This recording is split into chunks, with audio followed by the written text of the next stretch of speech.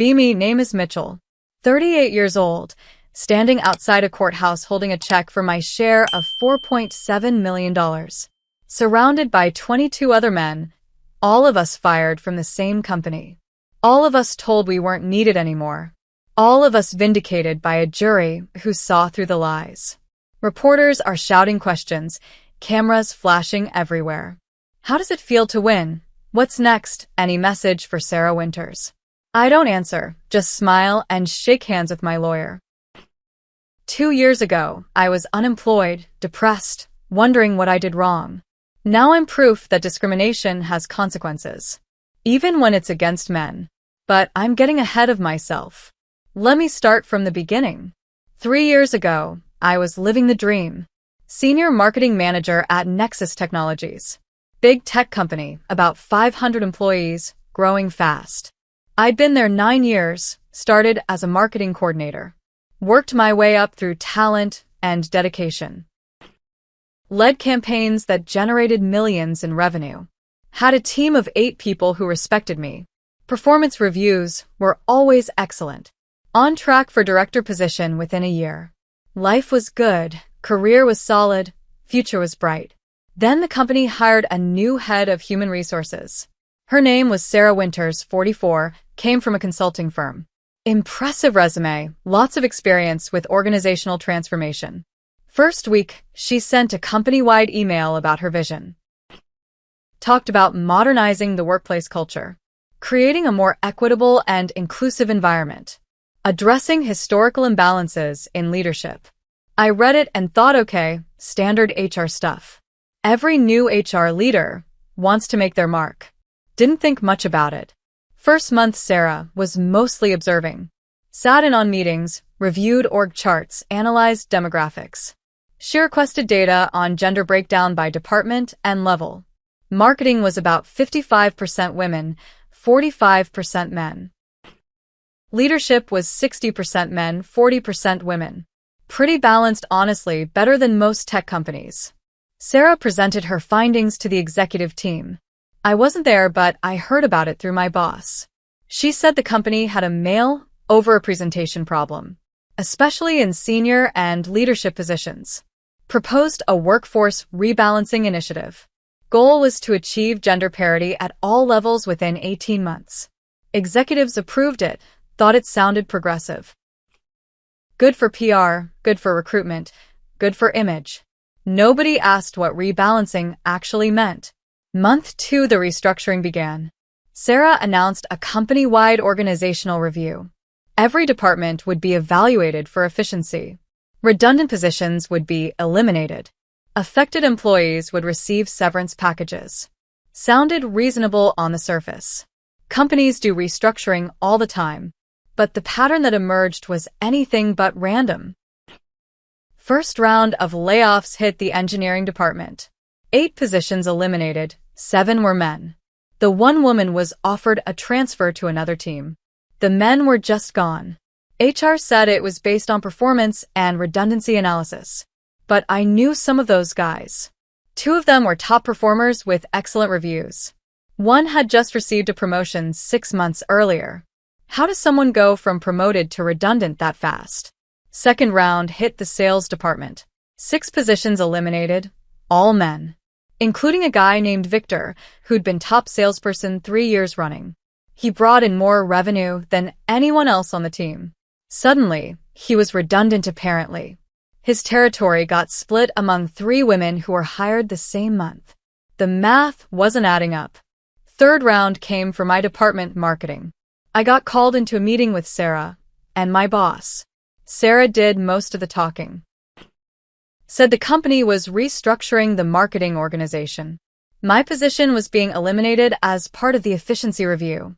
I sat there stunned. I'd been here 9 years, built campaigns from scratch, generated millions in revenue, trained half the current team. My last performance review was the best I'd ever had. Now I was redundant. I asked what specifically made my role redundant. Sarah said the company was moving toward a flatter structure. Fewer senior individual contributors, more collaborative teams. I asked why I couldn't transition to a different role. She said there were no suitable positions available. I asked about the director position I'd been promised. She said that role was being reconceptualized, would require different qualifications going forward. Translation: they were giving it to someone else.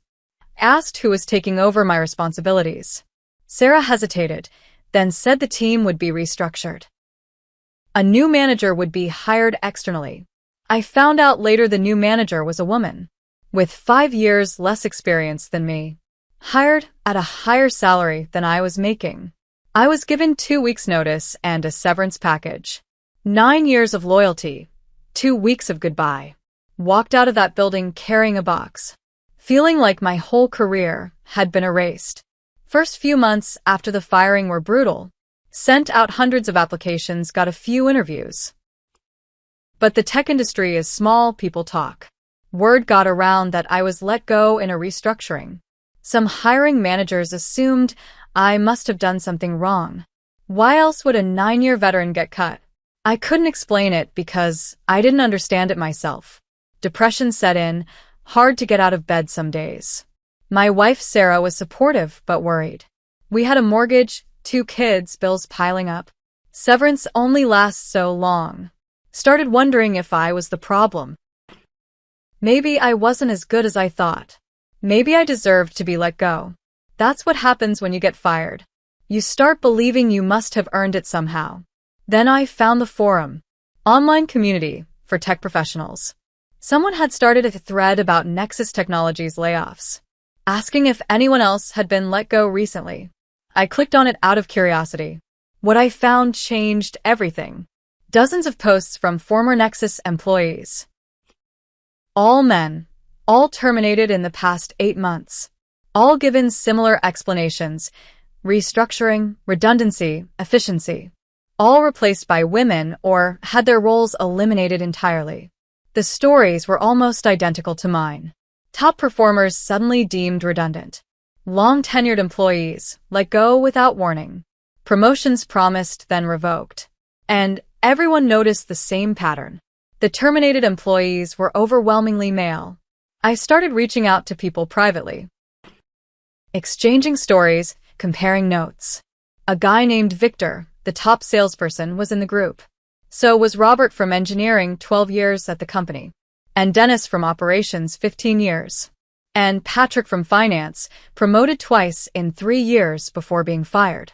All of us shared our termination documents. All of us had excellent performance reviews. All of us were replaced by women or not replaced at all. The evidence was overwhelming. This wasn't restructuring. This was targeted elimination of male employees.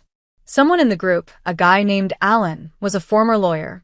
He said what we were describing sounded like disparate impact discrimination. If the layoffs disproportionately affected one gender, without legitimate business justification, that could be illegal under employment law. He suggested we consult with an employment attorney, get a professional opinion on whether we had a case.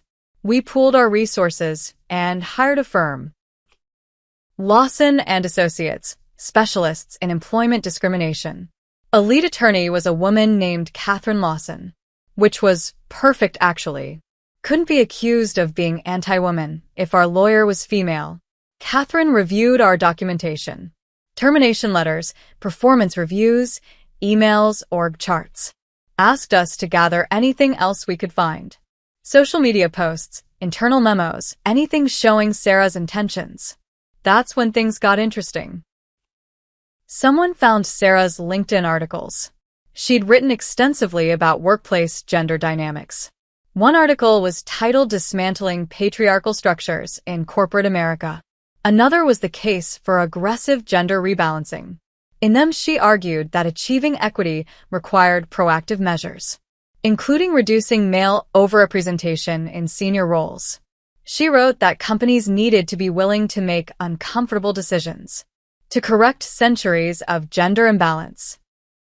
Another article specifically discussed attrition as a tool, how natural turnover could be supplemented by strategic restructuring to accelerate the timeline for achieving gender parity. These weren't hidden writings. She was publicly advocating for exactly what she'd done to us. Catherine said this was incredibly helpful. Showed intent behind the pattern of terminations. But we needed internal evidence too. That's when Patrick came through. He still had friends at Nexus who were uncomfortable with what was happening. One of them leaked internal HR documents, anonymously, through encrypted channels. What we found was explosive. Monthly reports from Sarah to the executive team, tracking the gender ratio changes by department, celebrating the reduction in male senior employees. One email said we've successfully rebalanced the engineering leadership. Another said marketing restructuring achieved target ratios ahead of schedule. There was a spreadsheet tracking every terminated employee, color-coded by gender. Blue for male, pink for female. The blue columns were full. The pink columns were almost empty. Over 14 months, 47 employees were terminated for restructuring. 43 were men. 4 were women, and all 4 were offered transfers or rehiring. None of the men were offered alternatives. Catherine said this was the smoking gun we needed. Clear evidence of intentional gender-based discrimination. She filed the class action lawsuit. 23 plaintiffs initially, all former male employees, seeking damages for wrongful termination, discrimination, and emotional distress. News of the lawsuit spread fast. Local media picked it up first. Men's sue tech company for reverse discrimination. Then national outlets got interested. The story had everything: gender politics, corporate scandal, legal drama. Nexus Technologies issued a statement. Denied all allegations of discrimination. Said the restructuring was based on legitimate business needs. Called the lawsuit a misguided attack on their diversity efforts. Sarah gave an interview defending herself. Said she was proud of the progress Nexus had made on gender equity. Said the lawsuit was backlash from men who couldn't accept change. Said she wouldn't apologize for creating opportunities for women. Never addressed the specific evidence. Never explained why 91% of terminated employees were male. Just talked about patriarchy and historical oppression. Discovery process began, and more evidence emerged. Catherine subpoenaed all internal communications about the restructuring. Every email, every memo, every meeting note. What came out was damning. Sarah had explicitly told department heads to identify male-heavy areas for priority restructuring attention. She'd overruled managers who wanted to keep male employees, saying the company needed to make hard choices for equity. She'd rejected a hiring recommendation for a male candidate, saying we don't need more men in this department, even though he was the most qualified applicant. There was an email chain where a manager raised concerns. Said the terminations seemed to be targeting men specifically. Asked if this was legal. Sarah's response was dismissive. Said concerns about reverse discrimination were overblown. That men had dominated for too long. Time for correction, even if it felt uncomfortable. The manager didn't push back further, probably afraid for his own job. Trial began 18 months after we filed. Courtroom was packed with media, activists, observers. Both sides presented their cases. Nexus's lawyers argued the restructuring was legitimate, that any gender disparity was coincidental, that the company had valid business reasons for every termination.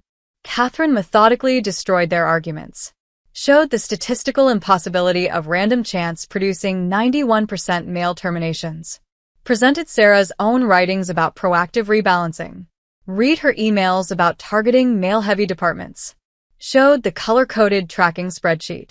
One by one, she called us to testify. I took the stand and told my story. 9 years of excellent performance, sudden termination, replaced by someone less qualified, told I was redundant. Victor testified about being top salesperson and still getting cut. Robert testified about his engineering innovations being credited to others after he left. Dennis testified about training his female replacement before being terminated. Each story reinforced the pattern. Excellent male employees systematically removed, replaced by women regardless of qualifications. All under the banner of equity and rebalancing. Sarah testified in her own defense.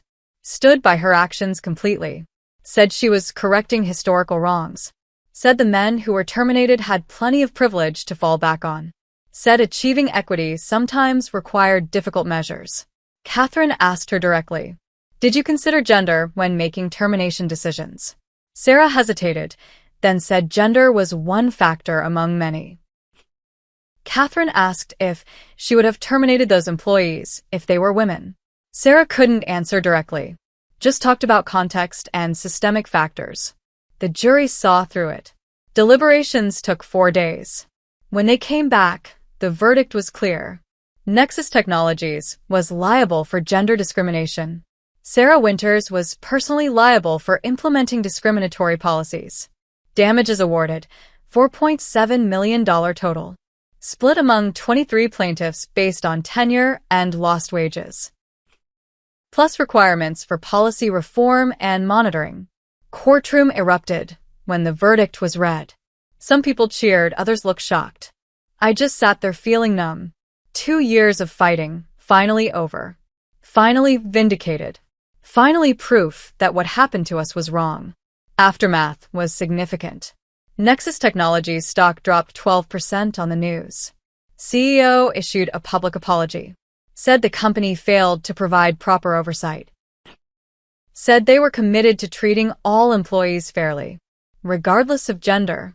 Sarah was terminated immediately.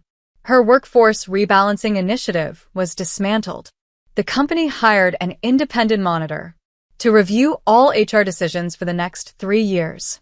Sarah tried to spin her termination as martyrdom, gave interviews about being punished for fighting patriarchy, wrote articles about how the legal system protects male privilege, never acknowledged that she'd broken the law, never apologized to the 43 men she'd terminated, just doubled down on her ideology.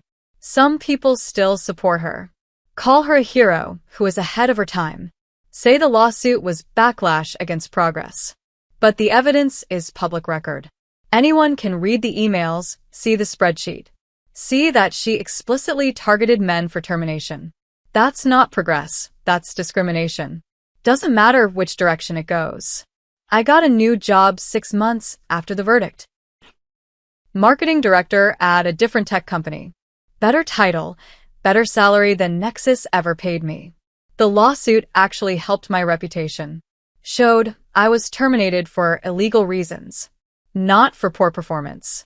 Hiring managers saw that and understood. I was a victim, not a problem employee. 2 years later, I'm thriving. Career is back on track. Family is doing well. The settlement money paid off our mortgage. Put money away for the kids' college. Gave us financial security we'd never had before. The worst thing that happened to me professionally turned into the foundation for a better life. I stay in touch with some of the other plaintiffs. Victor started his own sales consulting firm, doing great. Robert went to a competitor, got promoted twice. Dennis retired early with his settlement, travels with his wife. Patrick became an advocate for workplace fairness, speaks at conferences about what we went through. We call ourselves the Brotherhood jokingly, but there's real bond there, forged through shared injustice and collective victory. People ask me sometimes if I'm bitter about what Sarah did, about the years I lost. Honestly, not really. Anger takes energy, and I'd rather spend that on building. Sarah's the one who has to live with what she did, has to know that her career was destroyed by her own choices, has to see her name in legal databases as a discriminator. That's punishment enough. I focus on the lessons learned. Documentation matters. Always keep records. Community matters. Find others with shared experiences.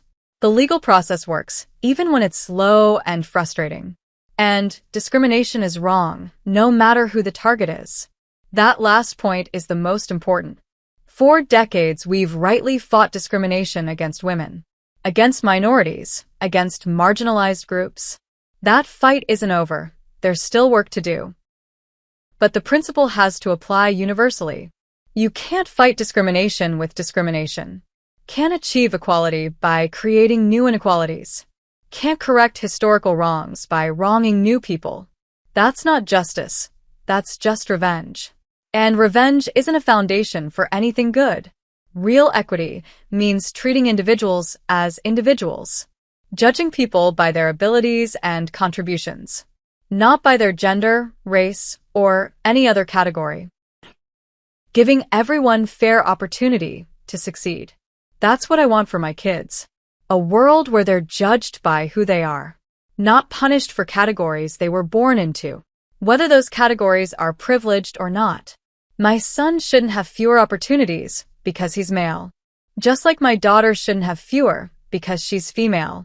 That's the world worth building, not Sarah's world of perpetual grievance and revenge, where yesterday's victims become today's oppressors.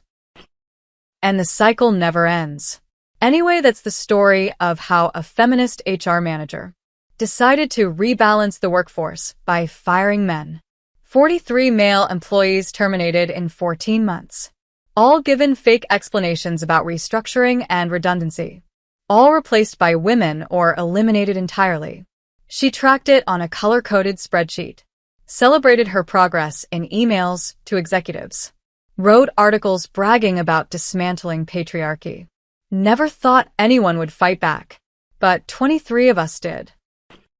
We found each other, shared our stories, built a case, filed a class action lawsuit with overwhelming evidence, exposed her discrimination in open court, won $4.7 million and our reputations back, while she lost her job, her career, and her credibility.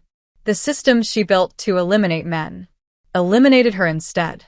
That's not karma, that's just consequences. Discrimination has costs, even when you think you're on the right side of history. Turns out history doesn't care about your intentions, just your actions. And her actions were indefensible, no matter how much ideology she wrapped them in.